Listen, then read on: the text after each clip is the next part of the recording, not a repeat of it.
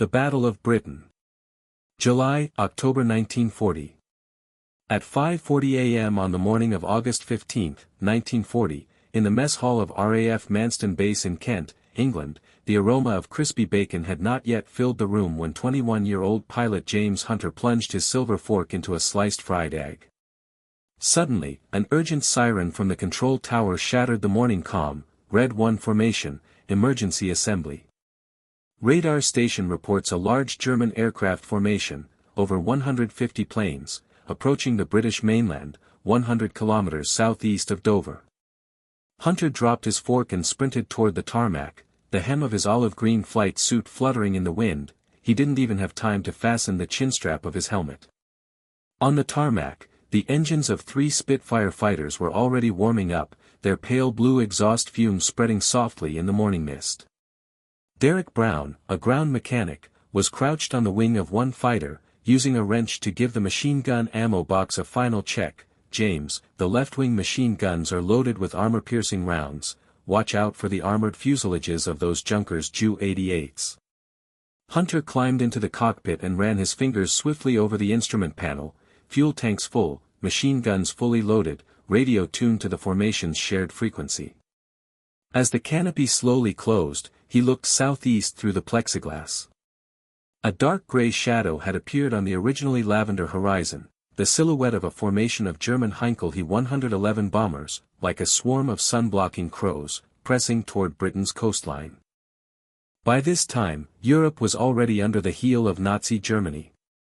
3 weeks earlier, on June 22, France had signed the armistice agreement in the Campine Forest. Hitler's troops had advanced from the North Cape of Norway all the way to the Pyrenees Mountains in Spain, turning the entire Western European coastline into a frontline position for the German military.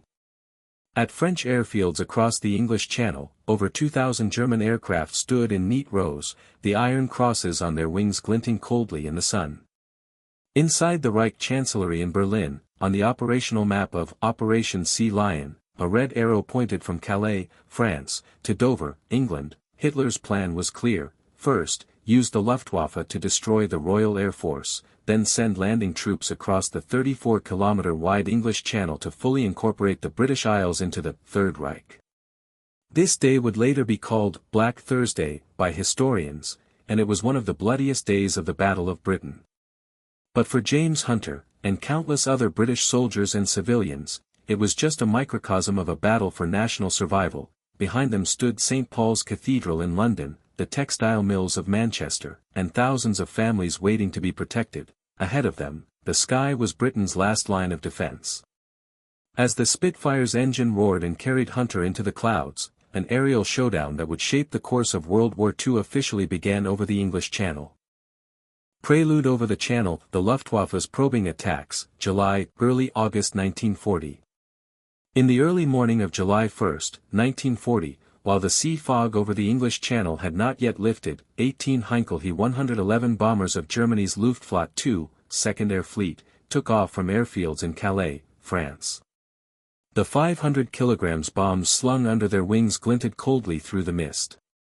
As the landing gear retracted, the pilots could see Nazi swastika flags fluttering in the morning breeze on the ground, a ritual before their departure, and a tangible symbol of Hitler's ambition to conquer Britain. This day marked the start of the Luftwaffe's probing attacks for Operation Sea Lion. In the marble conference room of the Luftwaffe High Command in Berlin, Hermann Göring slammed his fist on the table in front of a wall covered with operational maps and declared to his generals, first, cut Britain's maritime lifeline, smash their radar eyes, and break Britain with fear. The Royal Air Force, RAF, will cease to exist within 3 weeks. Over the next month and more, the Luftwaffe launched an average of 150 to 200 sorties daily, like a flock of circling vultures, launching repeated raids on British merchant convoys, coastal radar stations, and small coastal defense installations over the Channel. Hardly a day in July passed without turbulence in the skies above the Channel. The Luftwaffe had a clear hierarchical logic for its targets, a tactic refined through repeated wargames between Göring and his air fleet commanders. The main Heinkel He-111 bombers served as the heavy fist, with a 2-ton bomb load capable of destroying 10,000-ton cargo ships. Often flying in groups of 3 to 4, they carried out dive-bombing attacks on merchant convoys. The Junkers Ju-88 bombers, with a maximum speed of 600 km per hour, acted as fast raiders, skimming low over the sea to accurately target the muzzles of coastal artillery positions. The Messerschmitt Bf-109 fighters, abbreviated as Bf-109, were the absolute escorts, with a climb rate of 17 meters per second, allowing them to quickly seize high-altitude superiority and form a 5-kilometer radius circular defensive perimeter around the bomber formations. On July 5, the crew of the 1st Heinkel He-111 unit to complete a mission wrote in their post-mission report, "British merchant convoys lack effective air cover, bomb hit rate reaches 40%. What they failed to notice, however, was that every church steeple and every coastal lighthouse in southeastern Britain was already manned by observers with binoculars. The RAF's defense network had long extended from the skies to the ground. The Eastern Channel, off Dover, was the Luftwaffe's key hunting ground. With moderate water depth and a fixed route, nearly 300 merchant ships passed through here monthly, transporting supplies urgently needed by Britain during the war, wheat from Canada, coal from South Africa, and rifle ammunition from the United States. At 6 a.m. on July 12, a convoy codenamed Hummingbird, consisting of 8 merchant ships and escorted by 2 destroyers, HMS Kent and HMS Essex, sailed through the Dover Strait at a speed of 12 knots. By this time, Luftwaffe radar at airfields in Calais, France, had detected their presence, and 16 Heinkel He-111 bombers and 16 Bf-109 fighters were immediately scrambled. At 8:15 a.m., the Luftwaffe formation reached the target area. The lead Heinkel He-111 dropped its bombs first. A 500 kg bomb directly hit the cargo hold of the merchant ship HMS Yorkshire. Coal on the deck ignited instantly, and thick smoke billowed hundreds of meters into the air, forming a black column above the channel. Captain William Turner of the Yorkshire immediately ordered an abandonment. Crew members clung to life rings and jumped into the sea. The icy water caused many to cramp instantly, but no one dared shout for help, afraid of drawing strafing fire from Luftwaffe fighters. The escorting destroyer HMS Kent quickly adjusted its course and returned fire with 4 4.7-inch anti-aircraft guns. The tracer fire from the guns arced over the sea, eventually shooting down 2 Junkers Ju-88 bombers, later confirmed to be reinforcement aircraft. The attack lasted 40 minutes. The Yorkshire finally capsized and sank due to flooding. 2 other merchant ships, HMS Lancaster and HMS Birmingham, were damaged. However, the HMS Devon, which was transporting 1,200 tons of rifle ammunition, evaded the bombing by sailing around the islets under the command of Captain John Smith. It successfully docked at Portsmouth Harbour at 3 p.m. that day, with 3 shrapnel scars still visible on its hull. On July 20, another convoy codenamed J faced an even more perilous raid. Composed of 6 merchant ships, this convoy was primarily transporting electronic components for radar station repairs, with only 1 frigate, HMS Prince of Wales, providing escort. When they sailed near the Isle of Wight, they encountered a rare Luftwaffe mixed formation, 12 Heinkel He-111s, 8 Junkers Ju-88s, plus 4 Messerschmitt Bf-110 twin-engine fighters, abbreviated as Bf-110. With a range 500 km longer than the Bf-109 and capable of carrying 20 mm cannons, the Bf-110s were specifically tasked with suppressing the anti-aircraft guns of escort vessels. During the battle, Bf-110s skimmed low over the deck of the Prince of Wales. Their cannon fire pierced the bridge windows, wounding Captain Thomas Green. Despite his injuries, Green covered his wound and continued to direct counterattacks. The cargo hold of the merchant ship HMS Cambridge was hit by a bomb, scattering electronic components into the sea. Crew members risked their lives to retrieve 3 crates of critical parts, later a lifeline, for repairing the Brighton radar station. In the end, 1 merchant ship in the J convoy sank, but the 3 crates of parts were successfully delivered, ensuring the continued operation of RAF radar stations. Coastal radar stations were another key target for the Luftwaffe. At the time, Britain had deployed 21 radar stations along its southeastern coast. These 30-meter-tall steel towers, with parabolic antennas atop, could detect aircraft formations 150 kilometers away at altitudes above 500 meters, serving as the far-seeing eyes of RAF air defense. Göring had asserted in an internal meeting, "Destroy half their radar stations, and the RAF will be blind. Our bombers will be able to enter British airspace as if strolling in a garden." On July 15, the Luftwaffe concentrated 16 Junkers Ju-88s to launch saturation bombing on 4 radar stations near Dover, Brighton, Hastings, and Eastbourne. The main tower of the Dover radar station was directly hit by a bomb, its steel frame bent like folded paper, and the antenna atop crashed to the ground. The power cabinet inside the station was hit by shrapnel and ignited, with black smoke visible 10 kilometers away.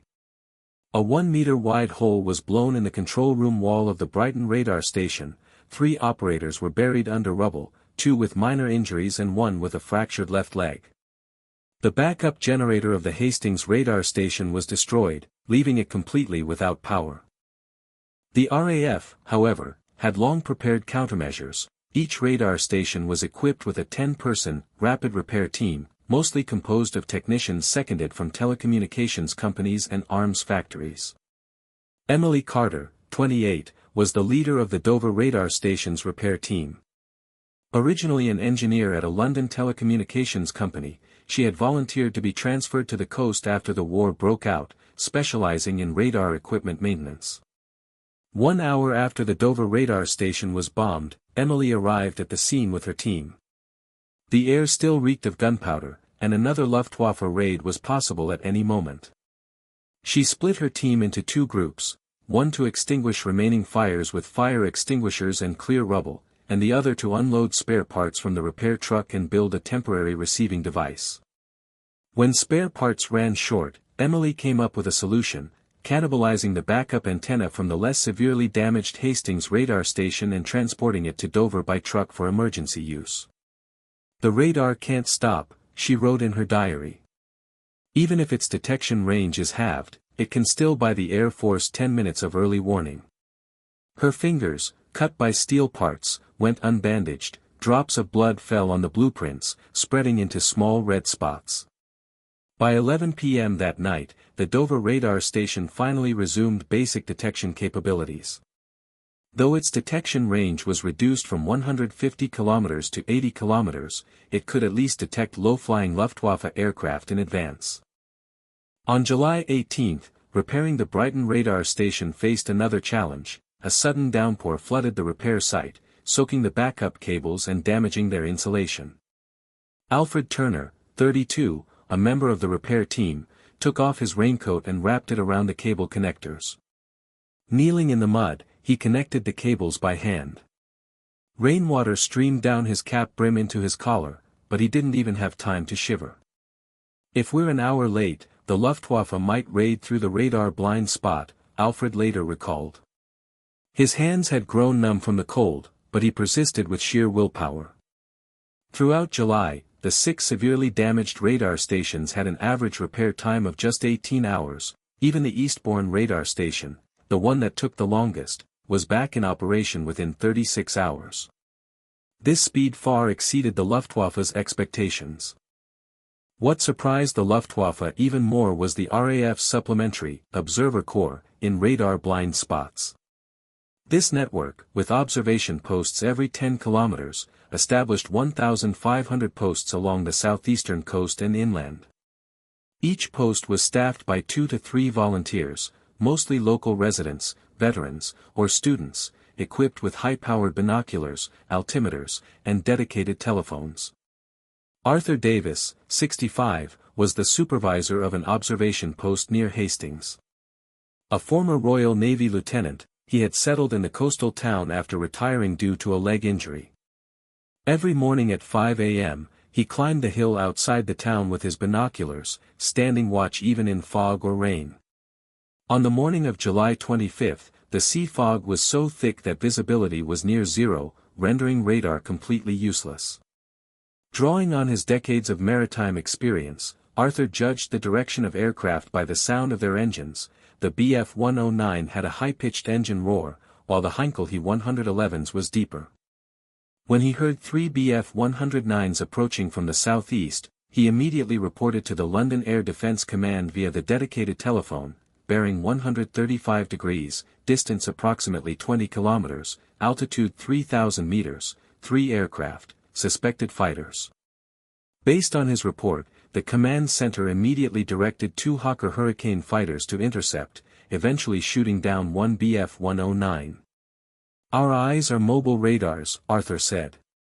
"As long as we can see or hear, we won't let the Germans sneak in unnoticed." His observation log recorded 127 Luftwaffe sorties in July, with an accuracy rate of 90%.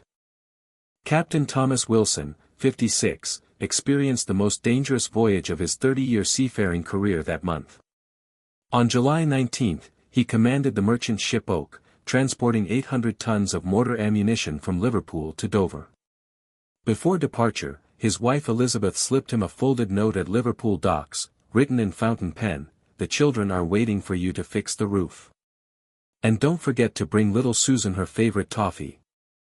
Shrapnel from a previous air raid had damaged their roof, letting rain leak into their youngest daughter Susan's room. He had promised to repair it after this trip, but was called away again for an emergency transport mission. Most of the Oak's crew were Wilson's longtime subordinates. The youngest was 18-year-old Jimmy Brown, on his first wartime voyage. Before leaving, he had hidden a scarf knitted by his mother under his pillow. When the Oak was midway through the channel, approximately 40 kilometers from Dover, 12 Junkers Ju-88 suddenly dived out from behind the clouds, their engine roar shattering the sea's calm. The first bomb hit the stern, destroying a lifeboat. Wood splinters and debris flew across the deck. Jimmy froze in fear and huddled in a corner, but Wilson pulled him into the cabin. "Stay here, don't come out." A second bomb skimmed the deck and hit the bridge of the escort destroyer HMS Kingfisher. The Kingfisher's captain shouted over the radio, "Wilson, our anti-aircraft guns are jammed, watch yourselves." Wilson refused to order an abandonment. He knew the 800 tons of mortar ammunition on board were critical for frontline troops to repel a German landing. He rushed to the wheelhouse, gripping the helm tightly, and maneuvered the Oak in a zigzag pattern around the Kingfisher to evade subsequent bombs. "The ammunition can't sink, it's the frontline soldiers' weapons," he shouted into the intercom, his voice hoarse with tension. Crew members on deck fought through thick smoke to put out fires on the canvas with high-pressure water hoses. Some had their clothes catch fire and rolled in the sea to extinguish the flames. Just as a third Junkers Ju-88 was about to lock onto the Oak, 3 RAF Hawker Hurricanes arrived from the northwest. Leading them was 21-year-old pilot James Hunt. He shouted to the Oak over the radio, "Captain, hold on. We'll clear them out." James Hurricane quickly climbed and fired at the Ju-88 with its 8.303-inch, 7.7 mm, machine guns. The left wing of the first Luftwaffe bomber was hit, and it plummeted into the sea trailing black smoke. The other 2 Ju-88s, seeing the danger, immediately turned back. After the battle, James circled the Oak once and waved to the crew on deck, a simple gesture that made the exhausted sailors cheer instantly. In the end, the Oak docked at Dover Harbor with 3 shrapnel holes, all ammunition intact. Wilson's left arm was cut by flying wood splinters, his blue captain's uniform soaked with blood. Jimmy Brown, who had protected the ammunition crates, had a scraped knee but still clutched his mother's knitted scarf tightly in his hand. On paper, the Luftwaffe's probing attacks seemed to yield results. Throughout July, they sank 47 British merchant ships, totaling 82,000 tons, damaged 12 coastal artillery positions, and caused approximately 500 crew casualties. However, the RAF's resistance inflicted heavy losses on the Luftwaffe. The Luftwaffe lost 182 aircraft in July, 60% of which were Bf-109s, 109 in total. The main reason was the Bf-109's limited range of only 690 kilometers. It could stay in British airspace for no more than 20 minutes. If dogfights with RAF fighters dragged on too long, the Bf-109s were forced to return due to fuel shortages, often pursued and shot down by RAF aircraft during their retreat.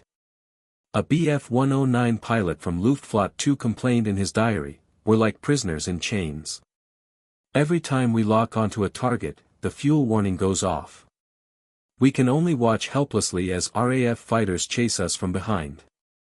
More critically, Göring's miscalculations deepened that month, even ignoring strategic disagreements within the Luftwaffe. On July 28, Göring held a meeting at the Luftwaffe High Command in Berlin. In front of Field Marshal Albert Kesselring, commander of Luftwaffe 2, and Field Marshal Hugo Spurl, commander of Luftwaffe 3, he held up a falsified combat report and declared, "British merchant convoy shipments have dropped by 30%, radar stations are on the verge of collapse. They'll beg for peace within a month."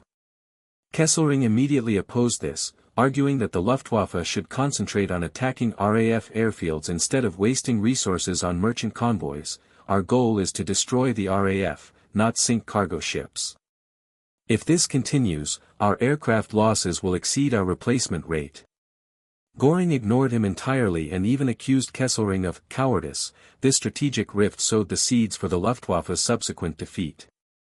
What Göring failed to see was the RAF's rapid adjustment of defense strategies. For the Royal Navy, the escort force for each merchant convoy was increased from 2 destroyers to 3 destroyers plus 1 frigate. 12 torpedo boats were also deployed along the channel, specifically to drive off low-flying Luftwaffe raiders. For the RAF, Air Chief Marshal Hugh Dowding increased the number of coastal airfields for Hawker Hurricanes from 12 to 18, raising the number of aircraft stationed at each airfield from 12 to 18 to ensure rapid response. For logistics, workers at the Portsmouth Armory worked 4 hours of overtime daily, producing 1.2 million rounds of anti-aircraft ammunition and 3 million rounds of aircraft machine gun ammunition in July. Martha Jones, a 23-year-old female worker, said, "Every extra round we produce gives frontline pilots a little more safety." These adjustments took effect quickly. By the second half of July, British merchant convoy shipments had recovered from their mid-month low, only 50% of normal levels, to 80%. The early warning efficiency of radar stations even improved by 10% compared to pre-war levels, as repair teams gained experience through repeated maintenance and improved the installation process for backup equipment. That month, Air Chief Marshal Dowding also quietly completed a critical tactical adjustment, a plan he had refined over 2 weeks, formally issuing it to all fighter squadrons on July 20. Based on the performance differences between the Supermarine Spitfire and Hawker Hurricane, he developed a division of labor deployment. The Spitfire, with a maximum speed 30 km per hour faster than the Hurricane and superior climb rate, was mainly deployed at 6 airfields around London, such as Biggin Hill Airfield and Hornchurch Airfield, to intercept Luftwaffe bomber formations that might raid the capital. The Hurricane, though slightly less maneuverable, could carry 20% more ordnance than the Spitfire, making it better suited for close-quarters dogfights. It was therefore deployed exclusively at 18 coastal airfields, tasked with escorting merchant convoys and intercepting low-flying Luftwaffe aircraft. To implement this tactic, Dowding also established a regional command system, dividing the southeast into 6 air defense sectors, each led by a major general, to coordinate aircraft, radar stations, and ground observers uniformly and prevent fragmented operations. On July 25, this system was put to the test for the first time. 36 Heinkel He-111s raided London in 2 waves. Spitfires successfully intercepted the first wave on the outskirts of London, while Hurricanes repelled the second wave along the coast. The battle ended in just 1 hour, with the RAF losing only 2 aircraft and the Luftwaffe losing 7, far exceeding expected tactical results. On the last day of July, the setting sun cast a golden-red glow over the English Channel. Several returning merchant ships were still visible on the sea, their chimney smoke mingling with the sunset. Thomas Wilson stood on the Oak's deck, watching his crew repair shrapnel holes with planks. Jimmy Brown proudly told everyone how he had protected the ammunition crates. In the control room of the Dover radar station, Emily Carter adjusted the newly installed backup power supply. She had taped a small note to the power cabinet that read, "For London." At Hornchurch Airfield, James Hunt flew a final patrol in his Hurricane. The setting sun reflected off the fighter's silver-gray fuselage, casting a warm light. Arthur Davis, 65, packed up his binoculars at the observation post, preparing to go home and tell his grandson about the air battle he had witnessed that day. None of them knew that this outpost war over the Channel was just the prelude to a larger aerial showdown. On August 1, Hitler formally signed Directive No. 17, ordering the Luftwaffe to destroy the Royal Air Force. The real storm of the Battle of Britain was about to erupt in the skies of August. Airfield siege, the RAF's last line of defense, mid-August, early September 1940. In the early morning of August 12, 1940, as the sky over southeastern Britain was just turning pale, 150 Heinkel 111 bombers of the Luftwaffe's Luftflotte 3 took off from Rouen Airport in France. The bomb bay doors beneath their wings slowly opened. This was the prelude to the Luftwaffe's Adlertag, Eagle Day, operation, targeting 11 frontline airfields of the Royal Air Force, RAF. A desperate siege for the right to survival of the airfields had begun. At this time, the senior leadership of the Luftwaffe was still caught up in Hermann Göring's optimism. At an operational meeting on August 10, he declared, "In the next 2 weeks, we will destroy 70% of the RAF's fighters, leaving them unable to take off." What he failed to realize was that under Air Chief Marshal Hugh Dowding's deployment, the RAF had already woven a life-or-death defense network of early warning, interception, and emergency repair. RAF Hornchurch Airfield was the Luftwaffe's first siege target, located in Kent, just 60 kilometers from the French coast. It was home to No. 54 Squadron Spitfires and served as the first gate for intercepting Luftwaffe formations. At 8 a.m. on August 12, 36 Junkers Ju-88 bombers, escorted by 24 Messerschmitt Bf-109s, headed straight for Hornchurch. On the radar screen in the airfield's control tower, the green blips representing the German formation were dense, like moths swarming toward a flame. Squadron leader John Collins, the tower commander, immediately radioed, Red 1, Red 2 formations, scramble immediately. Altitude 4,000 meters, intercept at bearing 120 degrees. Peter Townsend, a pilot with No. 54 Squadron, had just finished half a cup of coffee in the crew room when he grabbed his flying helmet and rushed to the tarmac. His Spitfire, serial number P9374, had survived an air battle the previous day, and a bullet scar was still visible on its wing. Derek Brown, a ground crew mechanic, was squatting under the wing, tightening the last machine gun bolt with a wrench. "Peter, the left-wing guns are calibrated. Don't dogfight with the Bf-109s too long this time, you only have 45 minutes of fuel." Townsend nodded, climbed into the cockpit, and as the engine roared, the fighter shot into the sky like an arrow from a bow. 10 minutes later, the RAF fighters encountered the Luftwaffe formation 20 kilometers northeast of Hornchurch Airfield. Leading Red 1 formation, Townsend dived from high altitude. Bullets from 8 7.7 mm machine guns tore through the fuselage of a Ju-88 in an instant. The German bomber's tail was shattered, and it plummeted to the ground trailing black smoke. But the Luftwaffe's Bf-109s immediately counterattacked. 3 fighters swarmed Townsend's aircraft, and cannon fire from one grazed his canopy, leaving a clear bullet scratch on the glass. "Damn it, only 20 minutes of fuel left." Townsend glanced at the fuel gauge, decisively pulled up to gain altitude, used the Spitfire's maneuverability to break free from the dogfight and turned back to the airfield, unaware that Hornchurch was already engulfed in flames. Taking advantage of the gap while RAF fighters were intercepting, the German bombers launched a carpet bombing attack on the airfield's runways and hangars. 3 500 kg bombs hit the main runway directly, blowing 3 craters 10 meters in diameter. Debris and soil flew dozens of meters into the air. 2 Spitfires on the tarmac were caught in the blast, their fuselages erupting in flames. Ground crew tried to put out the fire with foam, but were driven back by the searing heat. The airfield's fuel depot was also hit by shrapnel. Aviation gasoline flowed across the ground, and a secondary explosion occurred when it ignited. Black smoke was visible 10 kilometers away. When Townsend returned to land, the main runway was unusable. He had to make a risky forced landing on the grass backup runway. The fighter's landing gear sank into the mud as soon as it touched the ground. skidding 50 meters before stopping with minor damage. In the afternoon, the Luftwaffe launched a second attack on Hornchurch, this time adding 12 Messerschmitt Bf-110 twin-engine fighters, specifically tasked with suppressing the airfield's anti-aircraft positions.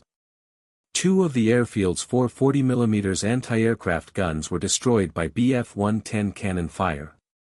Gunner William Clark was hit in the right leg by shrapnel, but he clung to his gun position and continued firing until his comrades carried him off the battlefield. "We can't let them destroy the airfield, it's our home," Clark shouted from the stretcher, his uniform trousers soaked with blood. August 15, known as Black Thursday, pushed the airfield siege to its climax. On this day, the Luftwaffe committed the full strength of Luftflotte II and Luftflotte III, launching 1,786 sorties in a single day, attacking 11 RAF airfields in 3 waves. Among them, Biggin Hill Airfield in Surrey suffered the most devastating assault. The Luftwaffe dispatched 84 Heinkel He-111s and 48 Bf-109s, attacking the airfield 6 times between 9 a.m. and 5 p.m. Biggin Hill was the core airfield of RAF 11 Group, home to No. 609 and No. 610 Spitfire squadrons, and a key node in Dowding's chain-home early warning system. At 9:30 a.m., when the first wave of German aircraft arrived, James Hunt of No. 610 Squadron was leading 8 fighters into the air to intercept. "See those bombers? Prioritize the lead one," Hunt ordered over the radio, charging first at the vanguard of the German formation. His Spitfires shot down 2 He-111s in quick succession, but the Luftwaffe's Bf-109s immediately surrounded him. Cannon fire from one hit his fighter's right wing, blowing up the drop tank and throwing the aircraft off balance. "I'm hit," Hunt shouted, and relying on years of flying experience, he forced the controls steady, leveling the aircraft just 300 meters above the ground. He finally made a forced landing in a nearby field, his right leg cut by the instrument panel, blood trickled down his trouser leg onto the ground. When Hunt was rescued by local farmers, Biggin Hill's main runway had been destroyed by 8 bombs, 3 hangars reduced to rubble, and all 6 Spitfires parked there completely wrecked. The control tower was also pierced by shrapnel, knocking out communications. The tower commander could only communicate with the outside using signal flags. Worse still, a bomb hit the ammunition depot, detonating 50,000 machine gun rounds and 200 aerial bombs. The explosions lasted 20 minutes, shaking the entire airfield. On that day, 9 out of 11 major RAF frontline airfields were repeatedly bombed, with 70% of runways damaged. 3 airfields, Hornchurch, Biggin Hill, and Tangmere, were completely unable to handle takeoffs and landings.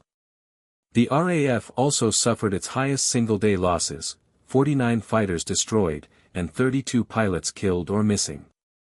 The Luftwaffe's losses were equally heavy, 62 aircraft shot down, 38 of which were Bf-109s.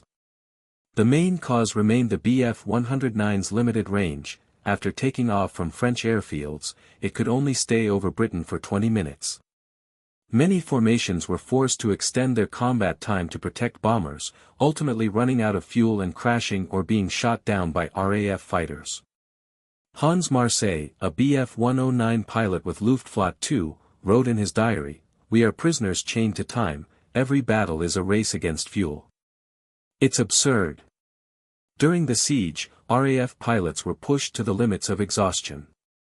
James Hunt's No. 610 Squadron scrambled 3 times on August 15, with only 1 hour between each mission.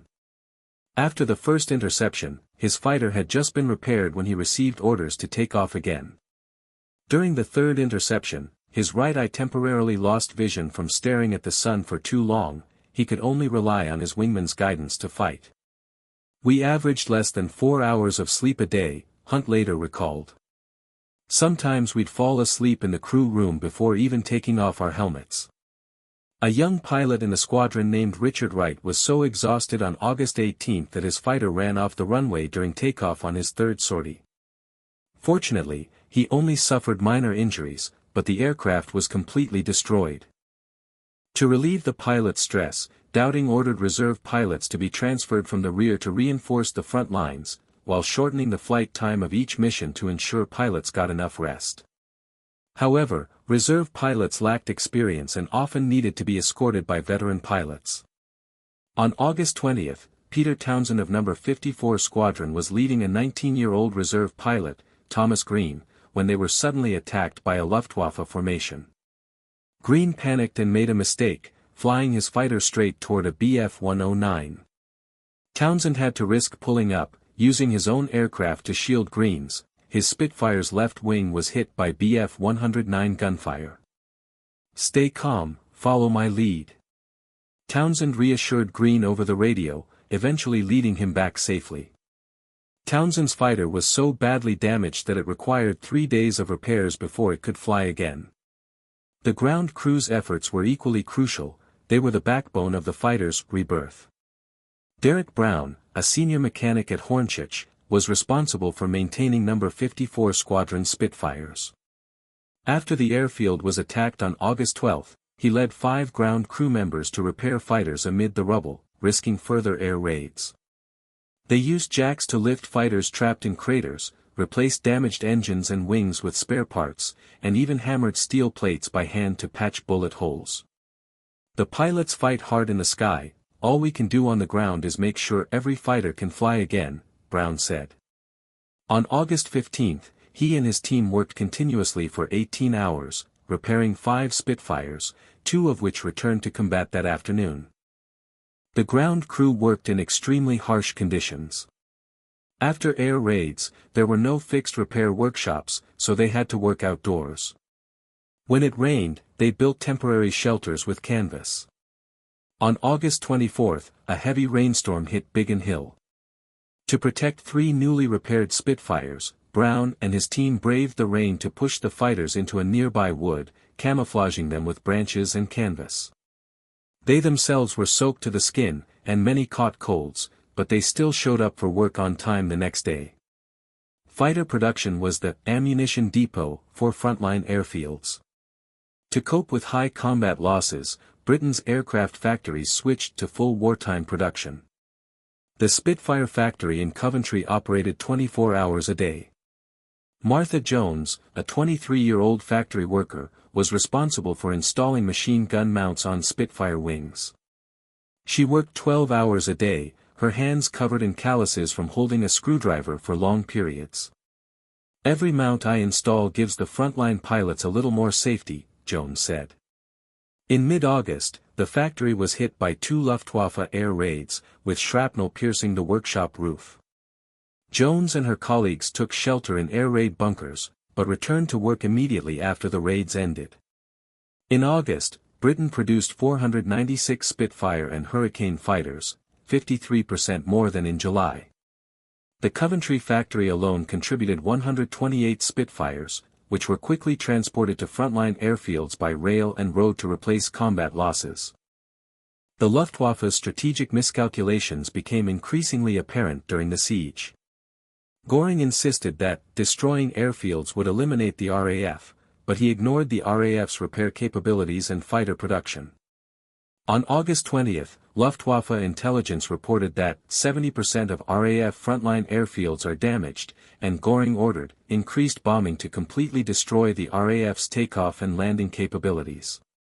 What he didn't know was that the RAF's emergency repair teams had worked miracles. Hornchurch Airfield's main runway was repaired in just 36 hours after the August 12 attack, regaining operational capability. Biggin Hill's backup runway was put into use on August 15 itself, ensuring some fighters could take off and land normally. More fatally, Göring forced the Bf-109s to extend their range, by attaching drop tanks, increasing their endurance from 20 to 35 minutes. However, this modification severely reduced the Bf-109's maneuverability. With drop tanks, the fighters' climb rate decreased by 15%, "We couldn't even catch up to the Spitfires," Hans Marseille wrote in his report. On August 22, his formation, equipped with drop tanks, lost 3 Bf-109s in a dogfight with RAF fighters without shooting down a single enemy aircraft. Dowding's chain home early warning system played a pivotal role in the siege. The system consisted of three parts: radar stations, ground observers, and communication centers. Radar stations detected Luftwaffe formations 20 to 30 minutes in advance and transmitted data to ground observers. Ground observers filled in gaps in radar coverage, e.g., formation altitude, aircraft type, and relayed information to communication centers via a dedicated telephone network. Communication centers then deployed the nearest fighter squadrons to intercept based on the formation's size and direction. On August 18, 120 Heinkel He-111s attempted to raid Tangmere airfield. Radar stations detected the target 25 minutes early, and ground observers reported formation altitude 5,000 meters, accompanied by 48 Bf-109s. The communication center immediately dispatched No. 603 and No. 607 squadrons to intercept 15 kilometers outside the airfield, shooting down 12 German aircraft with only 5 RAF losses, successfully protecting Tangmere. On September 6, the Luftwaffe launched its final large-scale attack on RAF airfields. That day, 1,100 sorties were flown against 5 airfields including Hornchurch and Biggin Hill. But by then, the RAF had gradually stabilized its position, fighter production had increased, pilots had been reinforced, and airfield repair efficiency had improved, greatly reducing the effectiveness of the German bombing. The RAF lost only 28 fighters that day, while shooting down 41 Luftwaffe aircraft, 23 of which were Bf-109s. When Göring learned of the results in Berlin, he finally realized that the goal of eliminating the RAF was unattainable. At a meeting on September 7, he ordered the bombing focus to shift from airfields to London, ending the nearly month-long airfield siege in a costly RAF victory. In this life-or-death struggle from mid-August to early September, the RAF lost 544 fighters and 680 pilots, killed or wounded. The Luftwaffe lost 692 aircraft and 420 pilots.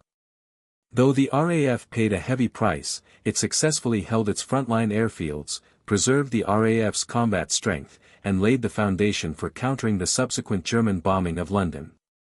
As Dowding wrote in his post-war report, airfields were our defense line, pilots the spearhead of that line, and ground crew the cornerstone. Their perseverance allowed us to hold Britain's skies in our darkest hour. London in flames, strategic miscalculations and the turning point of the battle, September 7, late September 1940.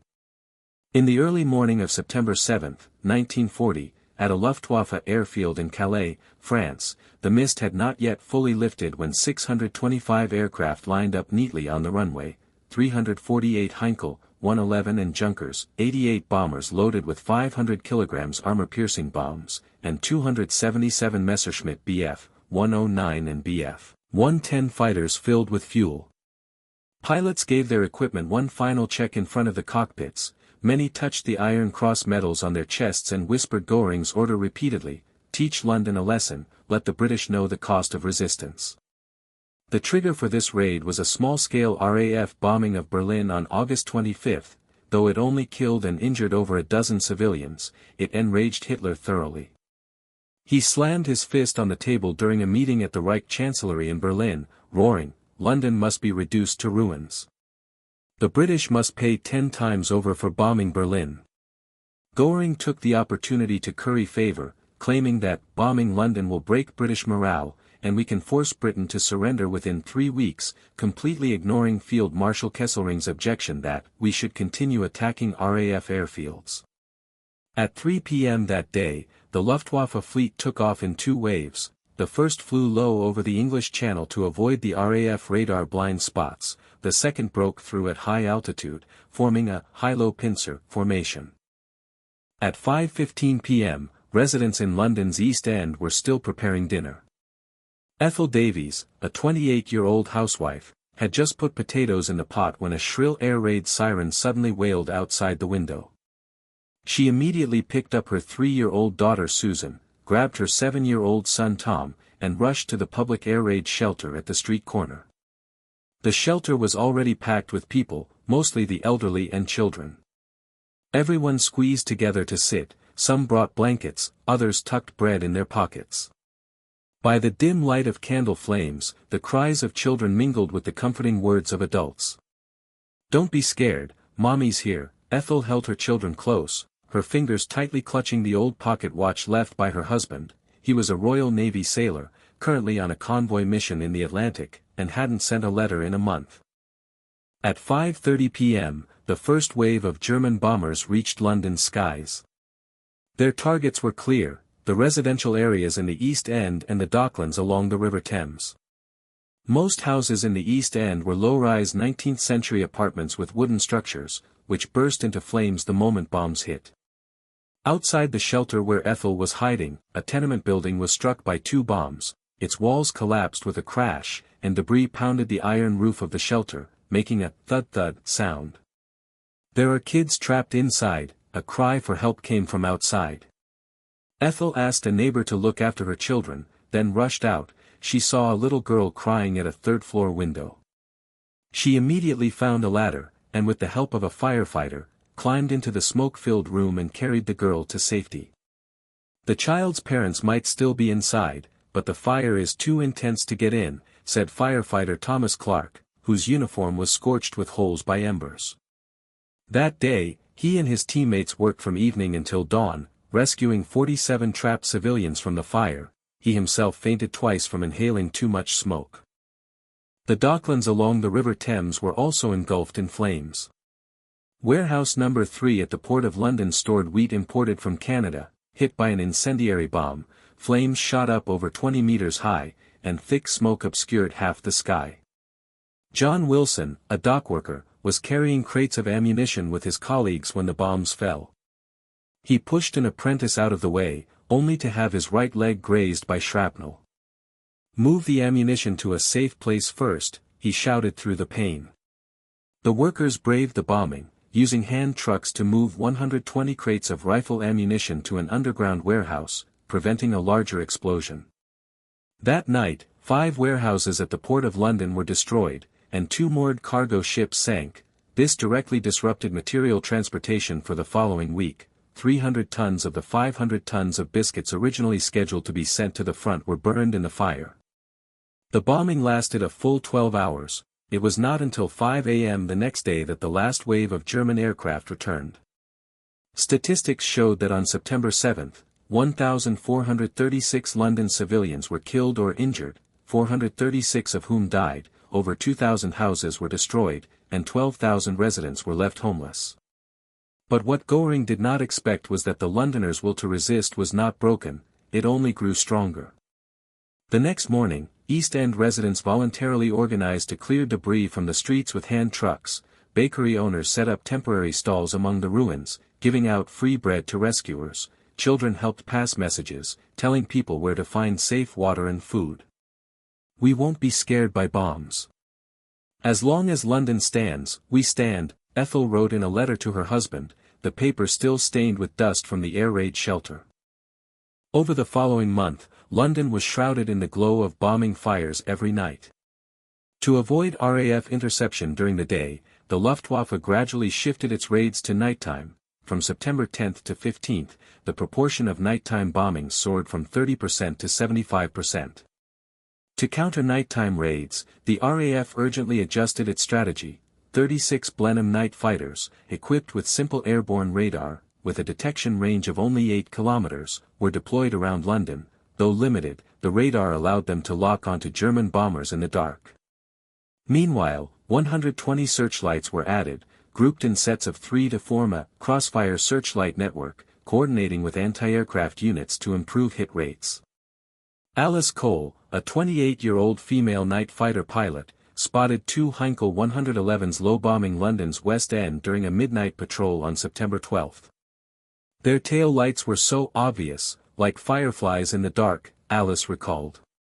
She flew her Blenheim to attack from the side and rear, hitting the engine of one bomber with 20mm cannons. She watched it plunge into a suburban field in a trail of smoke, while the other fled in panic.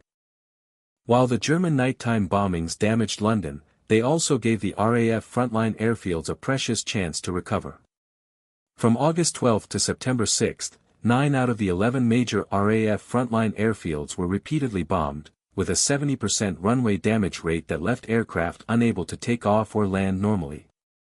After September 7, however, the frequency of airfield bombings dropped sharply, and the RAF immediately organized repairs. Workers at the Portsmouth aircraft factory worked 6 hours of overtime every day. In September, they produced 496 Spitfire and Hurricane fighters, a 53% increase from August.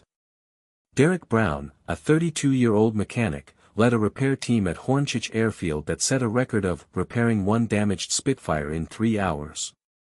"We fixed planes during the day, hid in air raid shelters at night, and got back to work as soon as we woke up," Derek said.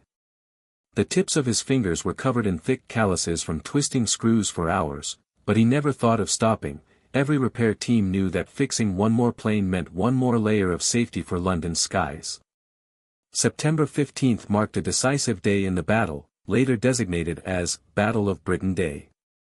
To prove that bombing London was effective, Goering ordered the largest raid yet. At 9 a.m., 112 Heinkel 111s, escorted by 64 Bf 109s, took off from Calais. At 2 p.m., another 150 Junkers 88s and 78 Bf 110s attacked in batches.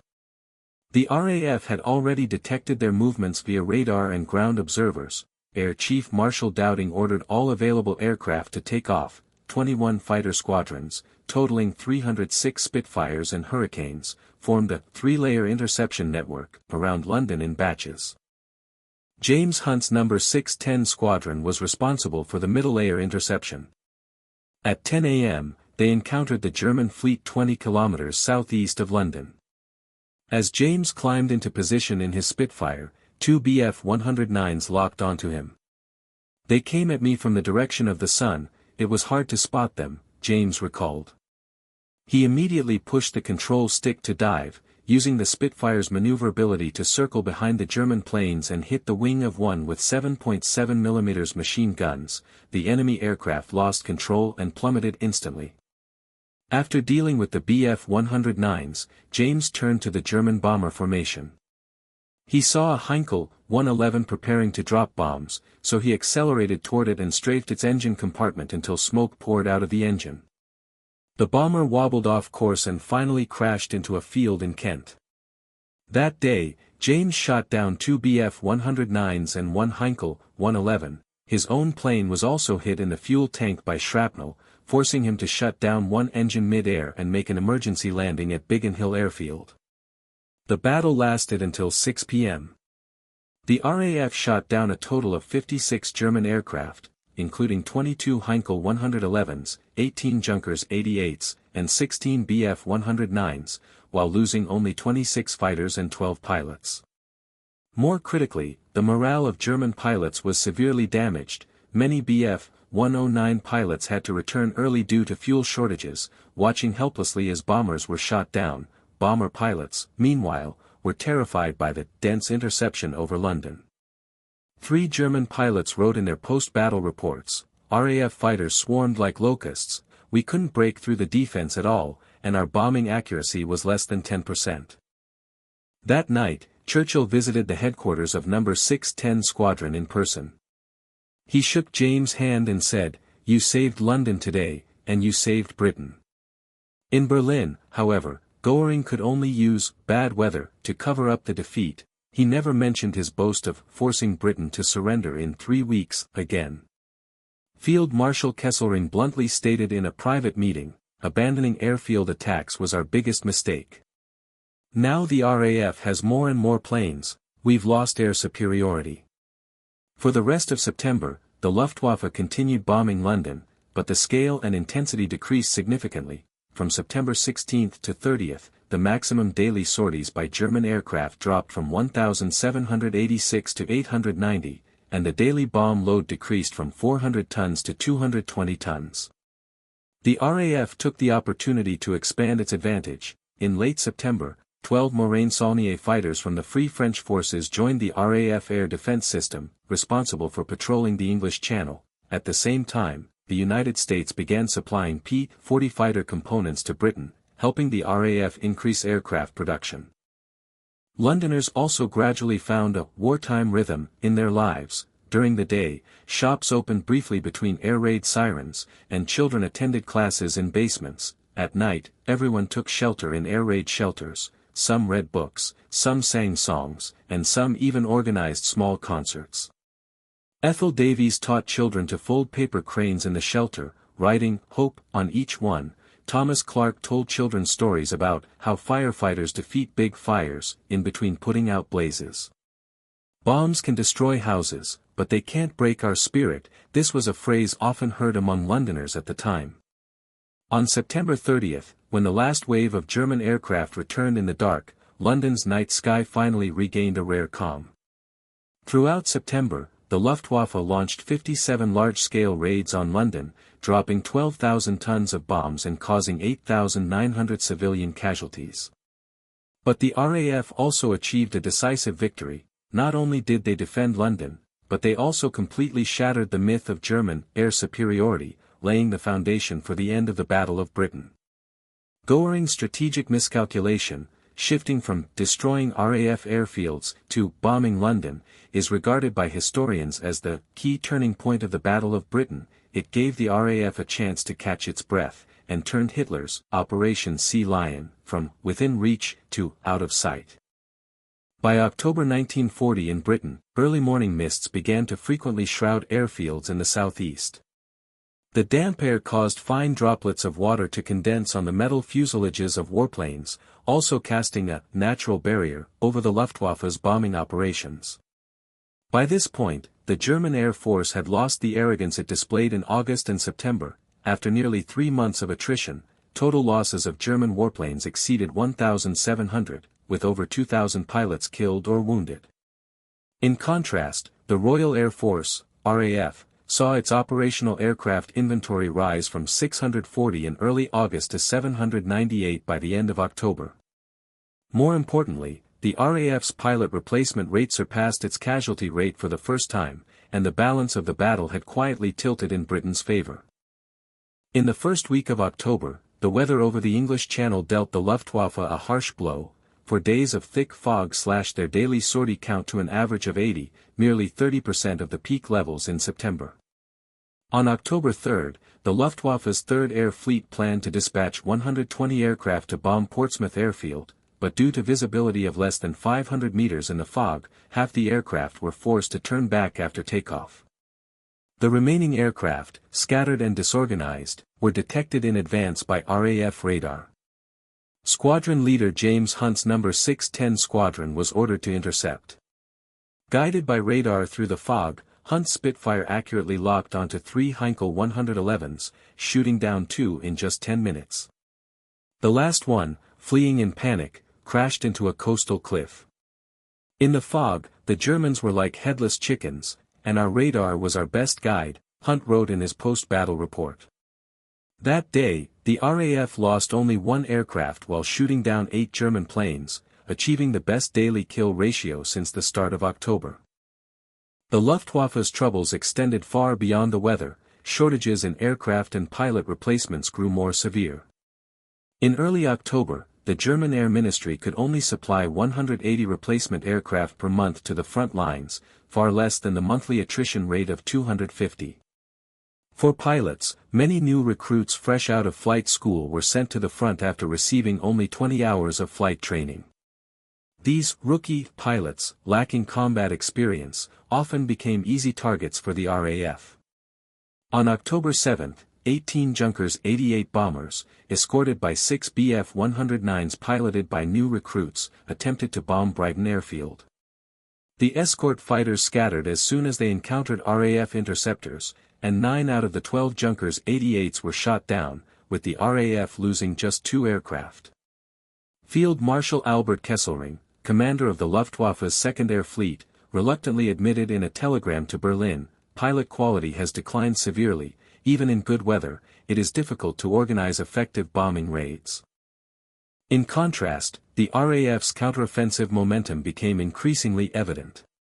Seizing the opportunity of the Luftwaffe's declining strength, Air Chief Marshal Hugh Dowding ordered the launch of night raiding operations, starting in mid-October, deploying Wellington bombers to conduct nighttime raids on German airfields in northern France, such as Calais and Lille airfields, to destroy Luftwaffe aircraft and fuel reserves. In the late night of October 15, 24 Wellington bombers took off from RAF Ford, carrying 450 kilograms high-explosive bombs to raid Calais airfield. Flying low over the sea to avoid German radar, the bomber formation reached the target area and immediately dropped bombs on the tarmac and fuel depots. Flames instantly lit up the airfield's night sky, 6 Bf-109s parked on the runway were destroyed, and a fire triggered by the fuel depot explosion burned for 3 hours, rendering Calais airfield inoperable for 3 days. Squadron leader Thomas Wright, who led the operation, recalled, "We could see German soldiers running in panic on the ground, and anti-aircraft fire bursting around us like fireworks, but our bombing accuracy was high, and most bombs hit the target area." On the ground, the efforts of ground crew were the backbone of the RAF's sustained combat capability. Derek Brown, a 31-year-old senior mechanic with No. 610 Squadron, maintained a Spitfire that shot down 12 German aircraft in October, earning it the nickname Lucky Bird among pilots. On October 5, this Lucky Bird was hit by a 20mm cannon round during an interception mission, leaving a 15 cm diameter hole in its wing and damaging its hydraulic system. Upon receiving the aircraft, Derek immediately led 3 ground crew members in repairs. They first patched the hole with steel plates, then replaced the damaged hydraulic pipes with spare parts. Determined to fix it before the next morning's patrol, the 4 men worked through the night, even holding wrenches in their teeth to tighten bolts. "Pilots risk their lives in the sky, every minute we save gives them a better chance of safety," Derek said. At 5 a.m. that day, the Lucky Bird took off on time and shot down a Junkers 88 that morning. Throughout October, Derek's ground crew team increased aircraft repair efficiency by 40%, reducing the average repair time for damaged aircraft from 48 hours to 28 hours. Civilian support never wavered. After nearly a month of bombing, residents in London's East End grew even more united. They voluntarily formed night supply teams to deliver hot soup and blankets to people in air raid shelters and helped clear rubble after bombings. Ethel Davis, a 52-year-old woman who led one such supply team, had lost her home in the September bombings but moved into an air raid shelter voluntarily. She woke up at 4 a.m. every day to make vegetable soup, then delivered it to various shelter points in insulated buckets. On October 12, the Luftwaffe launched its last large-scale bombing raid on London that month. A bomb fell near the shelter Ethel was responsible for, blocking the entrance with rubble. Ethel immediately led 10 residents in digging a passage with their hands, rescuing 23 trapped people, including 5 children, within half an hour. "We're not afraid of bombing, as long as we're together, we can defend our home," Ethel said. Although half of her vegetable soup spilled that day, she still shared the rest with the rescued residents. On October 12, Hitler held a military meeting at the Reich Chancellery in Berlin. Faced with the stagnation of Operation Sea Lion and heavy German losses, he finally ordered the postponement of Operation Sea Lion until spring 1941, a postponement that would later become permanent. The strategic initiative in the Battle of Britain had completely shifted to the RAF. When the news reached London, Prime Minister Winston Churchill stated in a speech that day, "The October sky has witnessed Britain's resilience and declared the Nazi defeat." In late October, German bombing raids gradually turned into sporadic harassment. After October 20, the Luftwaffe launched only 3 small-scale raids, each with no more than 30 aircraft, mostly in the evening or early morning in an attempt to avoid RAF interception. On October 25, during an early morning interception mission, James Hunt shot down his 11th German aircraft of the Battle of Britain. It was a Bf-109, piloted by a 19-year-old recruit who had just graduated from a German flight school. The pilot was captured by the RAF after parachuting, still clutching a photo of his family and murmuring, "I want to go home." Looking at the young man, who was around the same age as his own brother, Hunt felt a mix of emotions. War is cruel for everyone, but we must defend our country. October 31 marked the official end of the Battle of Britain. On that day, the sky over southeast Britain was unusually clear, and the RAF conducted a victory patrol over London. 120 Spitfires and Hurricanes formed neat formations, flying over St. Paul's Cathedral and Buckingham Palace. On the ground, citizens waved British flags, and cheers echoed through the streets. By this time, the Luftwaffe had redeployed most of its air power to the Eastern Front in preparation for the invasion of the Soviet Union, and the skies over the English Channel finally regained their long-lost calm.